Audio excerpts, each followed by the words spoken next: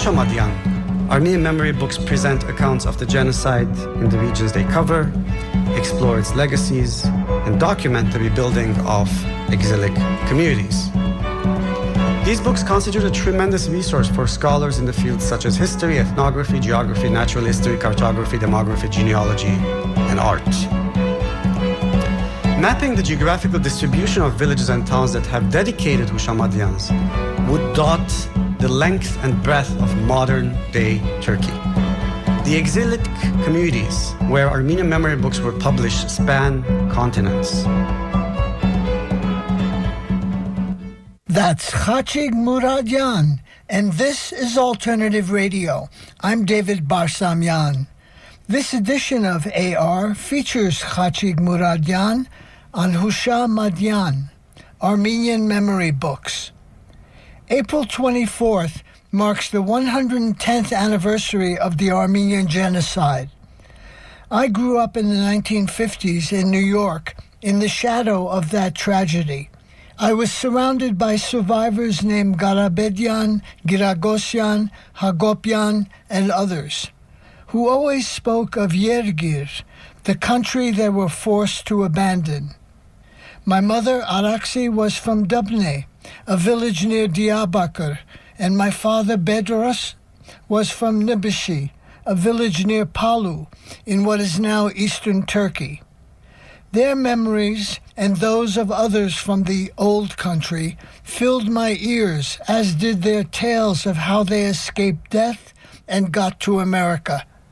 I'd listen to their stories in Armenian, not understanding everything, but knowing for them, Yergir was a special place. It was home. Hushamadyan are memory books of a millennial-old civilization virtually lost, but not forgotten. Our guest today is Khachig Muradyan.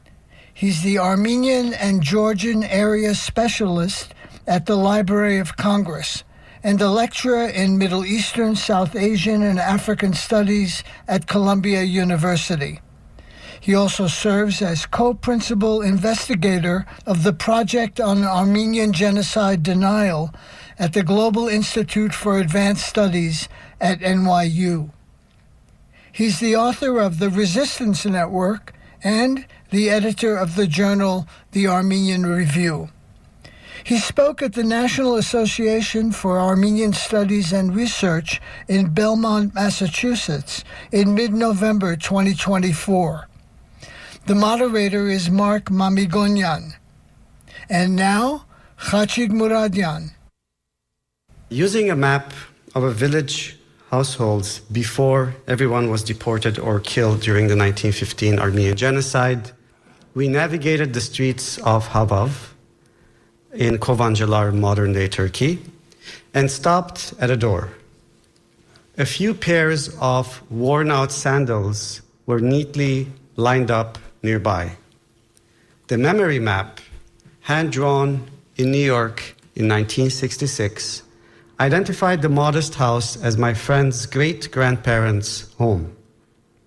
A third-generation Armenian American, and the first in the family to set foot in his ancestral village since the genocide, he froze in front of that humble abode and wept. Moments such as this, frequent as they have been during visits to historically Armenian-populated areas that are now within the borders of Turkey, remain etched in my memory.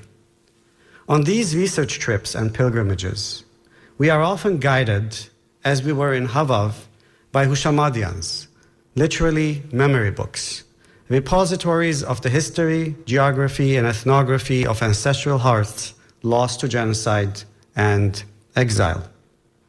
The displaced do not build new homes. They reenact old ones. The expropriation and deportation of the Armenians from their ancestral homeland in Ottoman Turkey during the First World War, the accompanying massacres and deprivations that killed up to 1.5 million, and the subsequent systematic erasure of thousands of cultural heritage sites that left behind a devastated land and a decimated nation, reeling in exile. And as the displaced reassembled, shattered communities and lives in tatters, the longing for home seeped into their labor and often defined it. The literary genre of memory book was born out of the survivors' angst to inculcate in the next generation, who had never seen the old country, the same yearning for those inaccessible geographies tucked behind the borders of the Republic of Turkey. In the introduction to his memory book on Sis, modern-day Kozan in Turkey, Misa Kelesyan writes, "Another decade or two, with the disappearance of the elders who remember our birthplace, narrators of its beauty will no longer exist. And our children and grandchildren, headed in a direction away from homeland and memory, left to the mercy of the wings of fortune, surrendered to the all-consuming floods of foreign shores, would have to prepare for the permanent loss of traditions. Consumed by the aim of preempting this horrible disaster, we got to work and made an effort to instill among Armenians, and particularly among people of Sis, the love of their birthplace." End of quote. In her book, The Generation of Post-Memory, scholar Marianne Hirsch observes, "To grow up with overwhelming inherited memories, to be dominated by narratives that preceded one's birth, is to risk having one's own life displaced, even evacuated by our ancestors." End of quote. Children of Armenian survivors found themselves in a similar predicament as they grew up in Beirut, Paris, and New York, entangled in stories of a bygone life in their ancestral homes and personal accounts of Medzierern, the Great Crime. Although decidedly an offspring of the 1915 genocide, the memory book draws inspiration from regional histories published in the late 19th and early 20th centuries, including works about places like Zeytun that captured the imagination of Armenian nation with their resilience and resistance against centralized Ottoman authority and oppression in the 19th century. The genre took shape in the post-genocide exilic life of the 1920s and 1930s, and within a few decades, the Armenian memory book, Hushamadian, had already become a noticeable phenomenon in the diaspora, in the words of the author of one such book on the town of Tomarza, published in 1959. A few words about how this genre sort of picked up. Historian Arshak Alboyadjan's two-volume, 2,500-page opus, Batmutyun Hayot Gesario, History of the Armenians of Gesaria, Kayseri, was a genre-defining early Hushamadian that for decades served as a source of envy, inspiration, and emulation. The book was published in 1937 in Cairo. In an effusive review that appeared the same year in the journal Sion, the then Armenian Patriarch of Jerusalem, himself a prolific and established author and researcher, lauded the work for, quote, reviving the dead past and reassembling a scattered present, end quote. He called for publishing such histories of all Armenian populated towns and villages lost to the genocide. We need one of these for our own discussions, cascaded across the hundreds of Armenian compatriotic unions in the diaspora, created by and for Armenian exiles from specific villages, towns, and regions.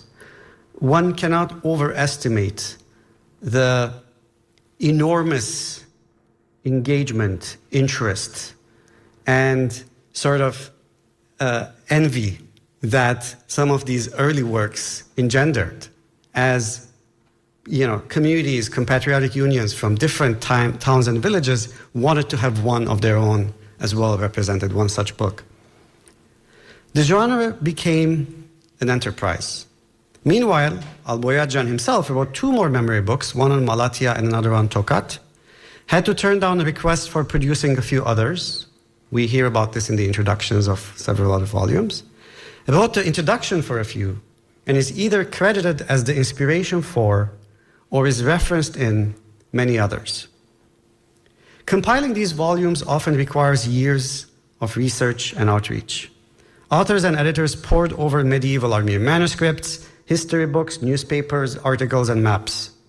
They interviewed elders and solicited written accounts by mail and through ads in newspapers. The effort took a toll. And I'm quoting here from Antoine Poladian, who edited a volume on Arabki. He says, "Sometimes I had to read an entire volume to prepare a one-page biography." He adds, "Let me say, however, that it was easier to concern oneself with the dead than the living. For example, to receive the biography of a teacher living in Syria, I wrote 3 letters and received it after 4 years." End quote. Not all memory book authors and editors were prolific historians and journalists like Alboyadjian and Poladian. Many of them hadn't published much else and embarked on their journey of writing a memory book, armed with little more than a passion for their native village or town. They often disclosed their shortcomings outright and hoped to make up for what the book lacked in structure, cohesion, and scholarly rigor with the mortar of raw authenticity that embraced its bricks. Others complained about their inability to access sources or visit the towns they were recreating. Mistakes are inevitable, the author of a memory book lamented, because the work was written, quote, 47 years after the exodus from Kilis, a town in modern-day Turkey bordering Syria, when much information and many valuable documents are forever lost, end of quote. A most moving acknowledgement of limitations adorns the introduction to the memory book on the village of Tsitor in the Garin, Erzurum region. The editor, Vartiter Kocholosyan Hovannisyan, she's one of the very few women who edited memorial books or wrote memorial books, expresses hope that the reader will approach the work with understanding, noting that despite their enthusiasm, most contributors hesitated to accept the invitation to write because, and I quote, "for known reasons, they have received little or no education or are self-taught." But, she continues, their national consciousness overpowered their feelings of inadequacy. And, I'm quoting again, "with modesty and shaking hands, they picked up the pen." What an inspiring and at the same time heart-wrenching phenomenon. An expression of an Armenian person's, especially an Armenian villager's venerated virtue of offering their life, their soul, their possessions, and even from what they do not possess. And so, she concludes in the introduction, like my father often says, these are her words, willy-nilly we joined the caravan with a limping donkey. The result, a magisterial 364-page memory book published in Beirut in 1972, complete with a mental map of the village, a list of its pre-genocide inhabitants, and another of the descendants of the survivors. The latter also details each person's professions and where in exile they settled. So, limping or not, the published memory books are often success stories against massive odds. Wars and conflicts, most notably World War II, disagreements among compatriotic unions and commissioned authors, as you can imagine, and personal circumstances sometimes delayed or even capsized memory book projects. Some authors, like those of the memory books on Kilis and Bardizak, Bahçecik, respectively, became very ill or died prior to the project's completion. And the compatriotic union had to find another editor. In a number of cases, including the 2-volume work on Sepastia, Sivas, a memory book on Hüseynik, Ulukent, now a neighborhood of Elazığ, and a third one on Tomarza, the principal authors or editors took pride in completing the project despite their advanced age. In the Sepastia case, the journey from conception to completion took 32 years. The author who finally ushered the book to the finish line wrote that he must have survived the genocide for this very purpose. It must have been his way of coping with survivor's guilt.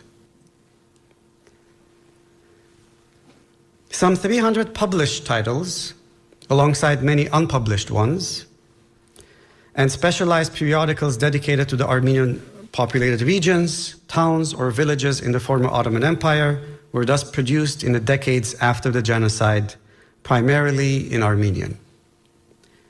Again, one cannot overstate how significant this drive was. What we have in published form is a fraction of what is out there. Some of these memory books that were not published were entirely dedicated to towns, and therefore there were biographies of these towns and villages. Others were memoirs of the survivor, as well as a memory book of the town and village. And drawers, shelves of families around the world are full of accounts such as this, from some that are just a few dozen pages to others that are hundreds of pages. They offer a window into the history, demography, culture, folklore, art, literature, photography, religion, politics, customs, genealogy, trades, crafts, and flora and fauna in the regions they cover. Similar to, but predating, Yizkor books published in the aftermath of the Holocaust, or histories of Palestinian villages destroyed during the Nakba, Armenian memory books present accounts of the genocide in the regions they cover, explore its legacies, and document the rebuilding of exilic communities. These books constitute a tremendous resource for scholars in the fields such as history, ethnography, geography, natural history, cartography, demography, genealogy, and art. Mapping the geographical distribution of villages and towns that have dedicated Hushamadians would dot the length and breadth of modern-day Turkey, from Smyrna, Izmir, to Giresun, from the coastal town of Giresun to the entire Pontus region on the Black Sea, to dozens of towns and villages near the Syrian border and on the Mediterranean. The exilic communities where Armenian memory books were published span continents. They include Los Angeles, Detroit, Boston, New York, Buenos Aires, Montevideo, Bucharest, Plovdiv, Vienna, Paris, Marseille, Lyon, you get the point. And a closer look reveals, however, that the United States, France, Lebanon, Syria, and Egypt, important 20th century publishing centers of the Armenian diaspora, produced the lion's share of memorial books. The United States and Lebanon have carried this distinction into the 21st century. Memory books and yearbooks dedicated to Kharpert and its surrounding archipelago of towns and villages would easily fill a shelf or two. Kharpert is identified as modern-day Elazar. The village of Pazmashen alone, with an Armenian population of about 1,500, is memorialized in at least 2 books, both published in Massachusetts in 1930. Even tiny villages sometimes have entire volumes dedicated to them. Ohu, Bulgurjuk, a village in the region of Palu, comprises a mere 25 households before World War I. Yet one of its villagers wrote a 181-page memory book about it. The city of Aintab, home to a thriving and diverse Armenian population of about 30,000 prior to the genocide, boasts half a dozen memory books, including a 2-volume, 2,000-page Batmutun Antebi Hayots by Kevork Sarafian, History of Aintab Armenians, a renowned educator, and the 327-page English language version. Now, the memory book had to safeguard what was salvaged and recreate what was lost with an authenticity that authors hoped would allow returnees to one day pick up where their ancestors had left off. Manuk Cizmecian, the author of a memory book on Kharpert, entreats his readers not to forget the town which awaits, and I quote, its children scattered around the world to return, rebuild, and make it flourish for the benefit of civilization, end of quote. All senses needed to be engaged. Authors went to great lengths to describe the vernacular, as well as the sights, the sounds, and scents of the region. The overwhelming majority of memory books include glossaries and chapters dedicated to the local dialects, expressions, and sayings. Toros Madarjan's Hushamadian Tomarzai, Memory Book of Tomarza, for example, features a 50-page dictionary. Carlos Tremenia's Memory Book on Yerzenga, Erzincan, for instance, dedicates a section to the region's climate, even describing the features of the air people breathed, in hopes that the reader too could vicariously take in the air of the lost homeland. In the foreword to his father's memory book on the village of Hüsenik, Dr. Hagop Martin Direnian writes, "This book has allowed me to turn back the clock and walk the streets of Hüsenik vicariously, to smell its abundant and fragrant flowers, to drink from the cool and refreshing waters of Set Chassem Spring, to hear the melodious choir of St. Varvar Church, to be moved by Pastor Andreasen's intelligent sermons, and to be terrified beyond description by the events of June 1915. Authors often employ tools other than the written word. Many thousands of photographs, detailed sketches and drawings, sheet music of folk songs, genealogy charts, and various types of maps are the collective legacy of these volumes. Poladian's work on Arapgir features some 50 pages of sheet music. Manuk Zevon's memory book on the village of Parchanj in the Kharpert region features dozens of sketches depicting village life, games, tools, utensils, and other objects, in addition to a plethora of maps, floor plans, extensive genealogy charts, and photographs. Published in Armenian in Boston in 1938 and in English in Fresno in 1984, the book is a veritable work of art and artifact. Now, some authors were brutally honest about the good, the bad, and the downright ugly in the old country. In his memory book on Bardizag, Bahjajik, Krikor Mukhalian writes about betrayal, intrigue, corruption, and conflict among members of the clergy in the town, and delves into what he refers to as seedy traditions and unhygienic practices. Here's a striking example of the latter. The bathrooms were badly and inconveniently constructed. Behind or on the flank of the house, somewhere away from sight, there were narrow and long passageways, wooden floored, at the deep end of which was a circular or triangular opening on the floor that looked at the bottom, fully exposed, no gutter. All around the village, the narrow alleyways, human waste piled up over days, sometimes months, and smelled. Passers-by held their nose from the stench, and the air inside the houses didn't remain clean either. People waited for torrential rain to carry away the waste.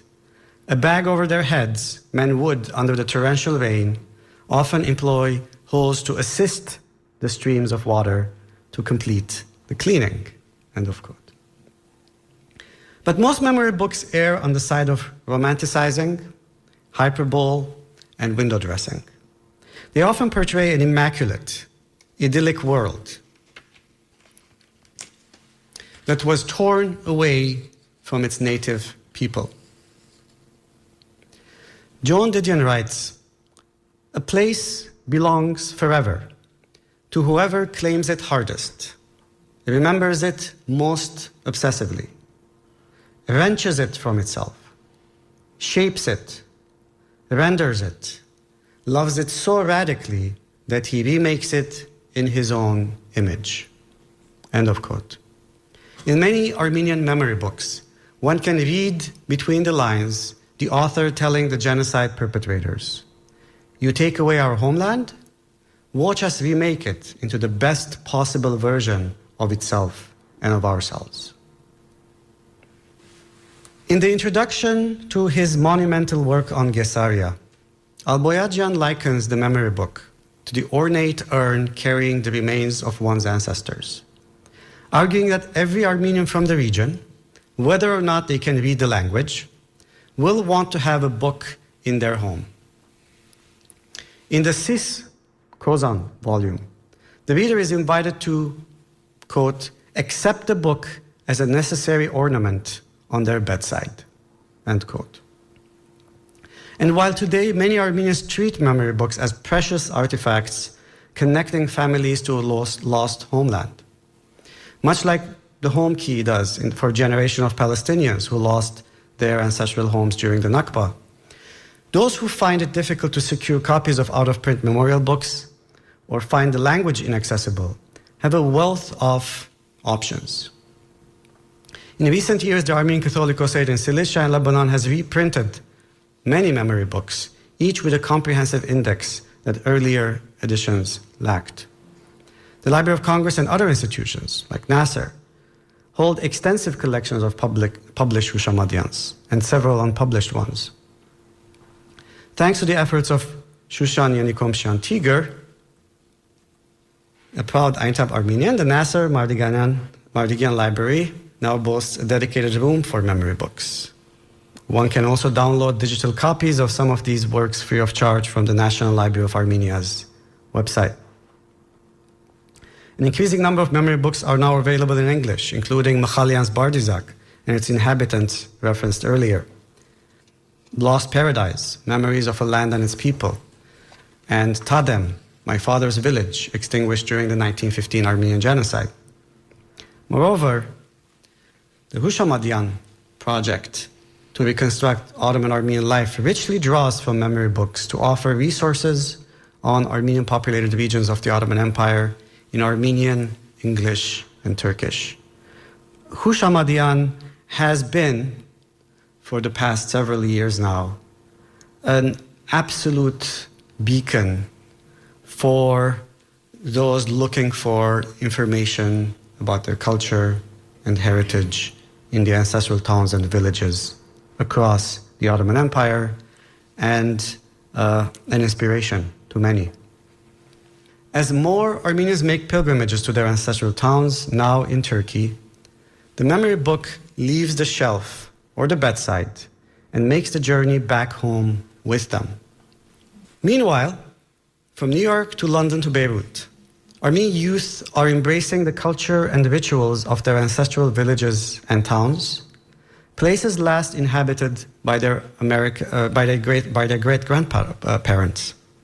In 2023, I received an email from an Armenian-American couple.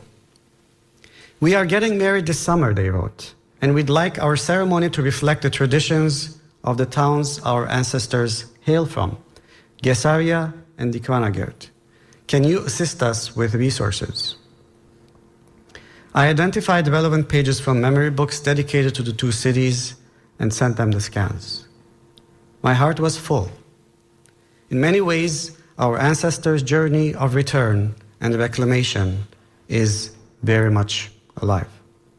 In the immediate aftermath of the 44-day war in Artsakh in 2020, tens of thousands of Armenians were forced to leave their homes behind in territory ceded to Azerbaijan.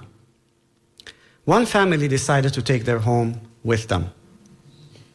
The image of the small house mounted on a truck on a highway out of Nagorno-Karabakh embodies the experiences that gave birth to the memory book. For countless refugees and migrants across the globe, carrying their home with them is not an option. But they do carry much that is intangible. They cling to it, cherish it, and claim it. They strive in their own way to recreate home away from home. This talk is dedicated to them. Thank you.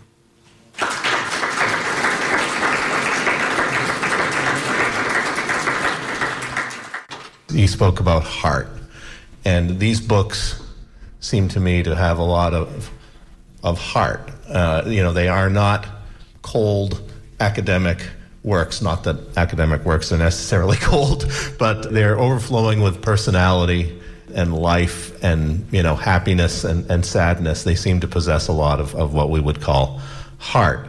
And in our collection here at Nasser, it's the one area in the library where, because space is at a premium in any library, we can't keep endless duplicate copies of most books. But in the Hushamadian room, there are many copies of some of the books because they seem to represent the lives and the hearts of the people who owned them. So I would just want to ask you to talk about the sort of style of these books. They're kind of hybrid works and have a certain personality.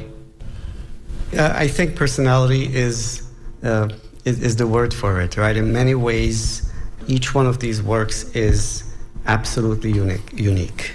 And you can see it, and the uniqueness. What is personality? It is the imperfections that makes one who they are, right? And in many ways, these works are imperfect in different ways.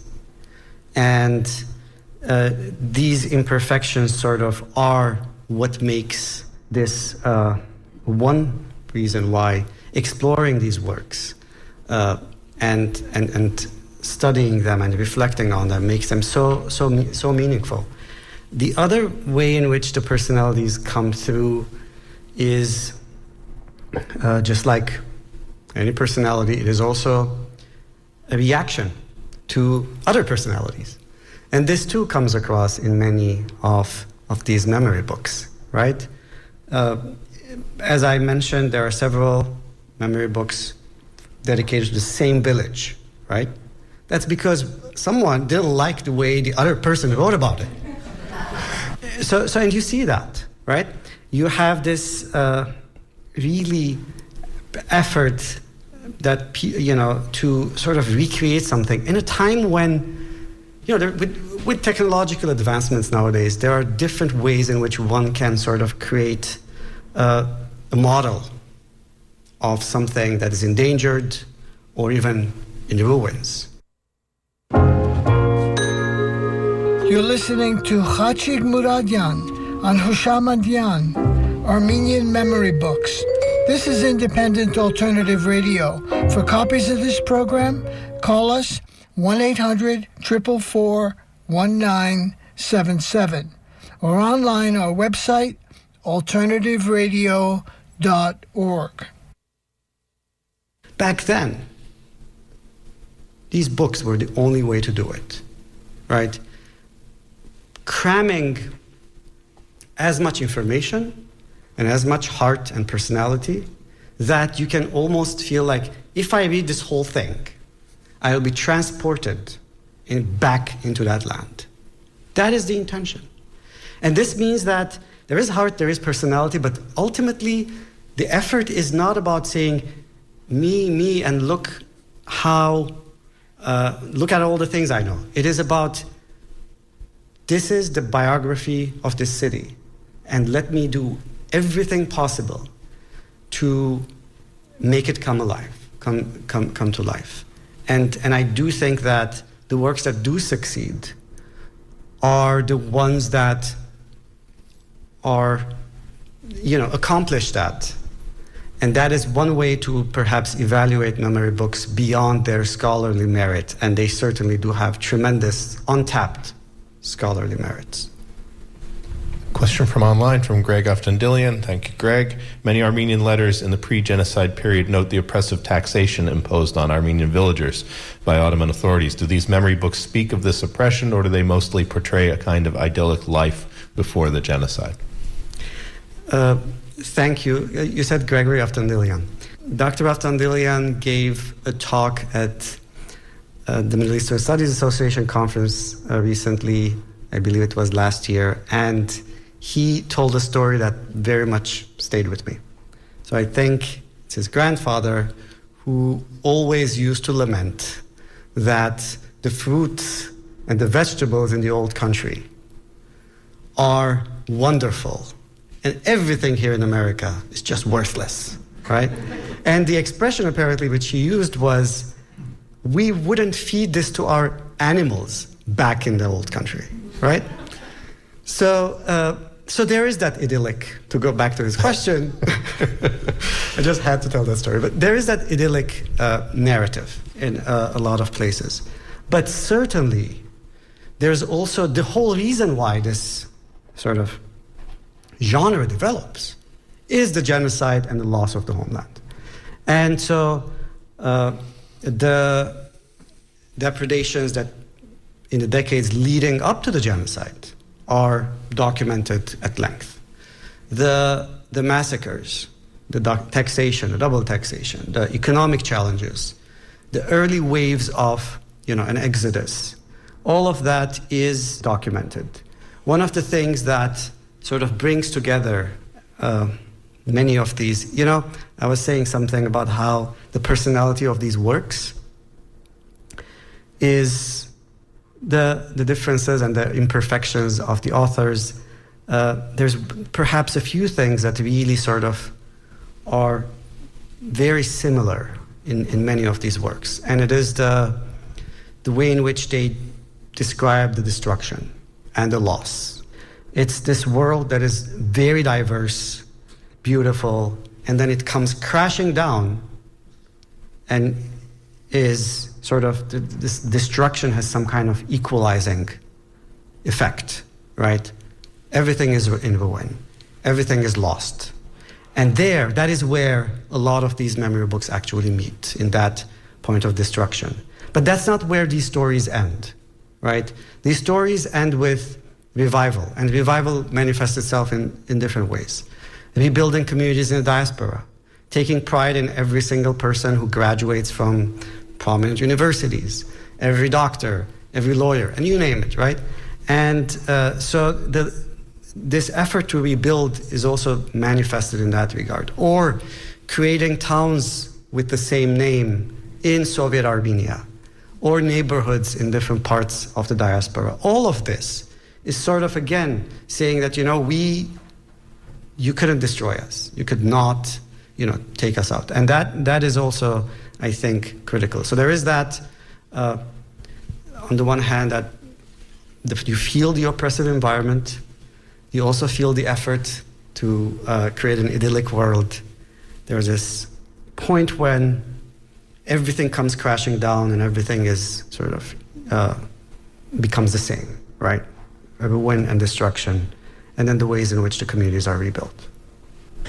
Is there any effort, either in Armenia or outside of Armenia, to capture these village histories? And I have a number of encyclopedias. If the village is in the encyclopedia, it gives population statistics and the weather and the altitude, but not a village history per se. So is anything being done about this, either in Armenia or outside? There is some scholarship that I have seen on the subject, but I do not, unless there's certain projects going on right now that I'm unaware of, I do not think there's anything that is really trying to sustain these histories, right? Perhaps I can say that, in many ways, we appreciate things after they are gone. This genre of, this whole genre of literature is largely a product of something that was lost. And without that loss, right, it's difficult to imagine it existing, even in terms of trying to document everything, right, and learn and appreciate. So in many ways, and that's true about our appreciation. I've often, in a little bit of a self-critical approach, right, I've often felt that, as I travel to these, Western towns and villages in Western Armenia today, in part of Turkey, and the kind of feeling I get from these ruined churches, right, and the intensity of the emotion, right, when I talk to the locals there, right, is overwhelming. And I think about this sometimes. I think about the fact that when I go to church and I talk to the congregation or the priest, I take it for granted. And we do, and we have lost tremendous amounts of important historical information, precisely because of this taking for granted, I think. This is not to say that memory books themselves are being preserved and maintained by the families. A lot of these books, some of the descendants can't even read the language, and they just get rid of them. Particularly the manuscripts; those are the ones that are critical, right? And so that is another issue. So we do have that. What should they do with them, Khachik? Well, bring them to Nasser. Here's the thing, right? I do think it is important first to appreciate and understand the value and meaning of these artifacts and roadmaps for the people who created them. And anyone here who follows what's going on in Palestine, who follows what's going on in Ukraine, follows what's going on in any other part of the world, in Syria, right, where people lose everything. Entire neighborhoods are razed to the ground, right? And there's this effort to preserve and maintain and rebuild, right? This is what, through photographs and all that technology offers today. These books were all our ancestors had to accomplish that. And as I said, this is just a fraction of what they have produced. Now, it doesn't mean that, all of these manuscripts should be printed, because, that's a tremendous expense, and there isn't enough, interest in actually, every single volume. But for purposes of research, for purposes of learning about our history, about the past, about the present, right? And for global history. You would be amazed. One of my current projects actually looks at these works in comparative perspective, particularly the ones dedicated to the Holocaust and the Palestinian Nakba. And you would be amazed at the similarities. There are these village histories with memory maps and from by Palestinians who just lost their village. Their village was destroyed, and they could never go back. Same kind of angst, same kind of experiences. And there is a great world history of memory books that awaits to be written one day.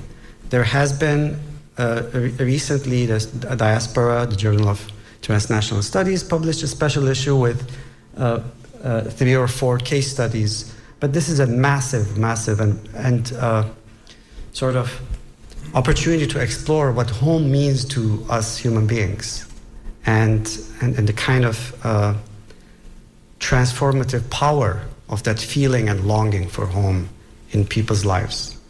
This is from Dr. Nick Hakulian. For books not yet translated like Al-Boyagin's, are there efforts, means to have them translated? This is a popular question when this topic comes up. Yes, so I am happy to say that some such initiatives are currently underway. George Arjayan has initiated a project to translate all the books on Palu, and that is in progress already. There are efforts, there are publications of memorial books in different contexts as well. It's difficult to imagine the translation of 2,500-page books. Hushamadian does an invaluable favor to the community, service to the community, by providing summaries or focusing on specific, towns and villages, or specific like arts and crafts, religious traditions, customs, etc. But there's a lot more out there, and I think ultimately in the age of AI, and perhaps this is important for this question, there will be a time when we will be able to have all these memorial books in digital format in a database. It will be easy to translate them from one language to the other through artificial intelligence, and they will be easily searchable. So I'm not one who would advocate for let's translate everything and print them and publish them, because I realize that it's not something that's going to suddenly be on the New York Times bestsellers list when it comes out. But on the other hand, I do think that technology is giving us new tools of visiting home and recreating home in different ways. From Dr. Robert Myrack pointing out that I think he's correct that at least 20 or more years ago, Professor James Russell was one of the first to really call attention to the academic research value of these books. Why do you think it took so long for them to become the subject of academic interest and activity? I do think that for important constituencies, it was discovered later. For example, for scholars of Ottoman history, few scholars who worked on, Ottoman history knew Armenian to begin with, right? That has changed in recent years. So that's one. So there is increased interest in materials that are not in Ottoman Turkish, and this was certainly part of it. There have been, and it's important to note, I did not mention, several of these books have been translated to Turkish in the past 2 decades. That's another important phenomenon. In our reality, I think much of the scholarship has focused on the genocide, and much of what has been sort of explored in that scholarship has had a certain kind of focus on what can be, from the perspective of a lawyer, right? The pioneers of genocide scholarship have worked to document the destruction of the Armenian genocide through a particular perspective that wanted to prove it, wanted to give a sense of the scope of the loss. So in that regard, these materials have been used. But beyond that, they haven't. I think that, and this is very telling, because we also see this in oral histories, by the way. In oral histories, I'm often frustrated with oral history recordings where you have valuable information about the history, about the history or customs of a town in the Ottoman Empire, in an Armenian town that is being discussed. The survivor is talking about it. And the interviewer will say something like, tell us about the massacres, tell us about the massacres, right? And I'm thinking, just let the woman talk. It's so you have this kind of approach that for a long time created two worlds. One was our world, where we wanted to keep and recreate, etc., and the other was the world outside. And for that, you were, the prosecutor, and things that did not really serve that purpose received less attention. Dr. Alan Odian points out that a variant of the memory book was a series of volumes published by Richard Hovhanessian based on the UCLA conferences, which I think is entirely right. Yeah. Yes. The difference, of course, is that those are scholarly works. Yeah. The driving force for a lot of these memory books is this kind of, let's collect as much as possible for the Richard Hovhanessians of the future. And they will say this. They will say, I'm not a historian, but my effort is to save and preserve as much as possible for the future historian. And so the series that was, a Richard series, let's call it, right, is a product of this. But I would say it's a different kind of item, historical document. And the last question, which I think brings together everything that we've covered tonight, from Nazali Dolgarmadjian. I came by Shushan Tiger through her piece Armenian Women Lost in Obscurity, published in the Journal of Armenian Studies in 2002, which was one of the first pieces I read that pointed out that as heroic and treasured as our materials on Armenian history are, there are still narratives that miss important people in our history, namely women, who played crucial roles in Armenia's identity as a Christian nation. With that in mind, what would you say these village histories do not capture or cannot capture? What do they prioritize, and whose voices do they amplify? Let me give you a few examples. So one of the projects that I've been working on is based on the diaries and accounts and ledgers of two midwives who served as midwives in Aintab, beginning in 1888. They're two sisters, Armenian, and then all the way into the 1940s. They document some 8,000 births that they officiated, babies that they delivered. Initially in Aintab and then in Aleppo after they are forced out of Aintab. In memory books dedicated to Aintab, these two sisters are not mentioned. They have family members who've become doctors, real doctors, quote unquote. And you see pages and pages about them. So in many ways, in this revival period, right, there's a sense of being proud in our doctors who are going to Yale and getting degrees. But these two sisters, just one example, who single-handedly, I have a photograph that a friend has shared with me of an extended family, 3 generations. Almost every single person in that picture was delivered by one of these two women. But they don't exist. I have to look for a line here, a reference there, etc., and interviews to add to the massive material that they have in order to be able to tell their story. This is tremendous erasure without even realizing the value of this, right? Now we do, but how do you go back and reconstruct that when the memory book itself has not deemed it important enough, right? You don't read anything about the midwives, about the nurses of the period at all. Mostly women, right, in these memory books. And of course, as I mentioned earlier, overwhelmingly, with very rare exceptions, these are books written and published by men.